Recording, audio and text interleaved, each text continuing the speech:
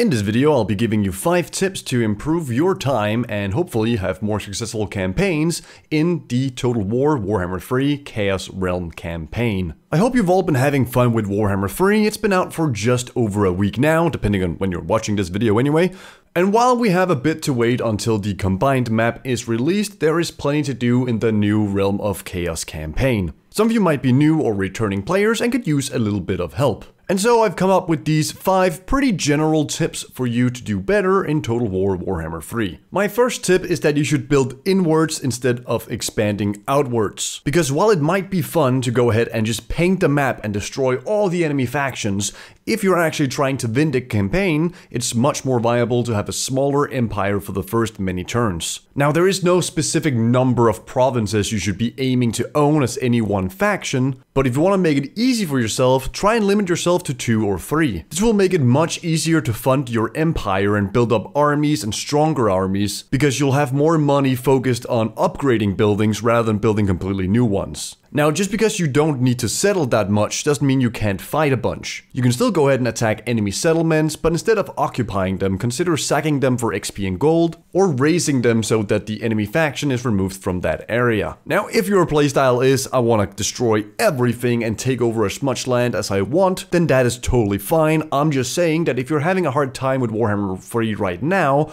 try and go ahead and focus on a few settlements rather than holding a whole bunch of them. Speaking of settlements, with Warhammer 3, the addition of minor settlement battles was added to the game, and they bring some completely new and never before seen maps to the Warhammer franchise. And while there still is a lot to learn, and the AIs sometimes kind of just crap themselves, they are generally really good, but they can also be a little bit confusing if you're just used to land battles and siege battles. So my tip for this one is attack as many angles as possible. Enveloping the enemy force is a strategy as old as time itself. After all, if you have all your units around all the enemy units, that means that more of them are in combat and therefore more of them are dealing damage. While this tip is generally for all battles, I want to stress the importance of it when it comes down to the minor settlement battles. Many of these maps have very small or narrow corridors that limit the amount of units you can have in combat at any given time. Therefore, it's very helpful and useful to use as many entrances as you need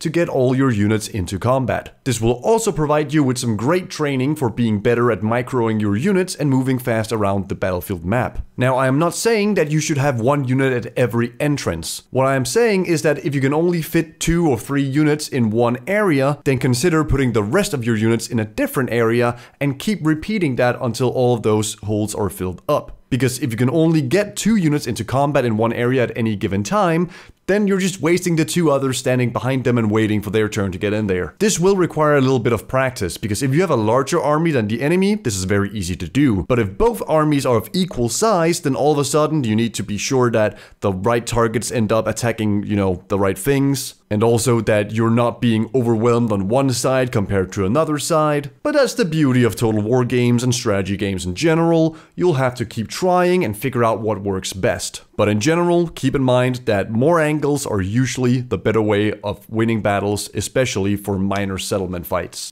For the third tip, it's all about understanding auto-resolve. While playing battles is a big part of playing a Total War game, I mean that is kind of why you play the games, for the battles, sometimes you just can't be bothered playing that minor settlement battle, or perhaps it's very clear that you're gonna have an easy win. And that is when auto-resolves come into the picture, being able to simply resolve the battle without actually having to play it.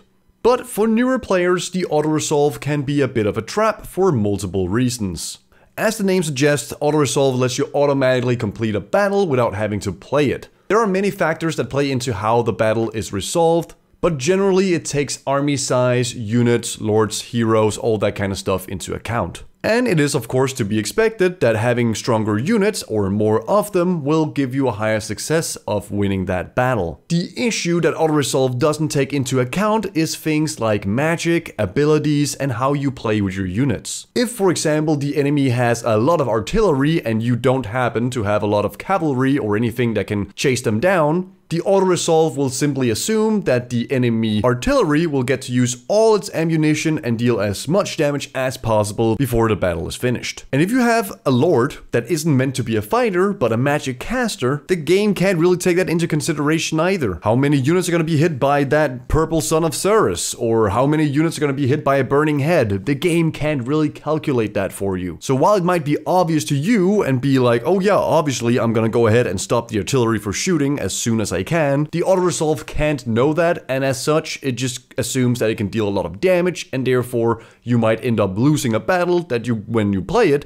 end up winning very easily. Auto-resolve had its own video completely dedicated to covering the different ways it's calculating, but just trust me when I say that for newer players, sometimes you might see an auto-resolve battle being a defeat, then you go ahead and play it, and then it's actually quite an easy victory. So don't trust the auto-resolve, and when you do trust it, just understand that some things cannot be taken into consideration. Another thing to take into consideration is that you should learn from your failures. And yes, I know, classic way of speech, you heard it 1,000 times before, but I think that just shows the importance of it. If you are new to the game, you're bound to make mistakes like sending in your cavalry to fight something they're not supposed to, or not protecting your archers from the enemy cavalry, etc, etc. What I really want to stress here is experimentation. Because yes, you can look up every single guide and stat line and figure that out while you're playing, or you can simply play the game and send in your Khazar versus Chaos Warriors in melee and figure out if they can beat them. If they can't beat them, then go ahead and try again, but this time let the Khazar be shooting at the Chaos Warriors before engaging them in melee. Figure out if you need to be aggressive against certain units, or if you can just sit back and use your artillery and missile units to deal some damage before you move up. Some of these things may seem simple, but unless you want to play one type of army for the entirety of your campaign,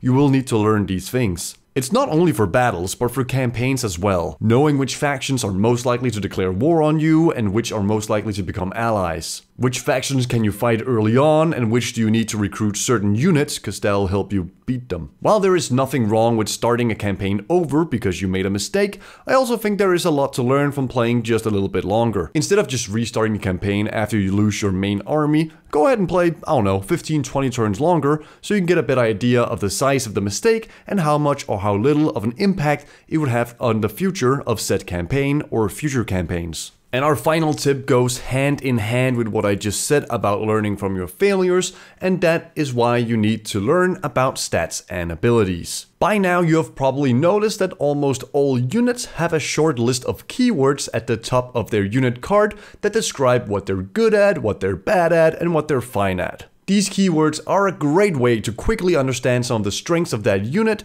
but two units sharing the same keyword might perform quite differently from one another. An example of this could be the Snow Leopard from the Kislev faction and the Warhounds of Khorne from the Exiles of Khorne faction.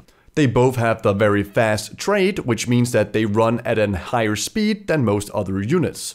However, the Snow Leopard is much better at engaging single entity units because of its anti-large bonus, while the Warhounds of Khorne are probably better served harassing backline missile units or charging into the backs of infantry units that are already fighting something else. The same goes for cavalry, where some of it is meant to charge into infantry, and then there is some cavalry that is meant to be sent into other cavalry. But what if you have two anti-cavalry cavalry units running into each other? Then you need to know which one will come out on top, and to do that you need to read more into the stats. Because the keywords are great at describing what a unit is good at, but not why it's good at it, or how good it is at it. Now, you don't have to remember every single stat and keyword, but getting to know the units by either fighting against them or playing with them will greatly help you in choosing which unit is better suited to deal with another unit. And that was 5 tips to hopefully improve your time and gameplay in the Total War Warhammer 3 Chaos Realm campaign. If you have any general tips to share yourself, feel free to leave them in the comments below. And if you like my content, consider supporting me on Patreon. Just $1 a month is the same as watching 1,000 of my videos. And you get access to some spicy Warhammer art, amongst other things. Nevertheless, thank you all for watching. I hope you're having a good time, staying safe, and until I see you again, I hope you have a wonderful time.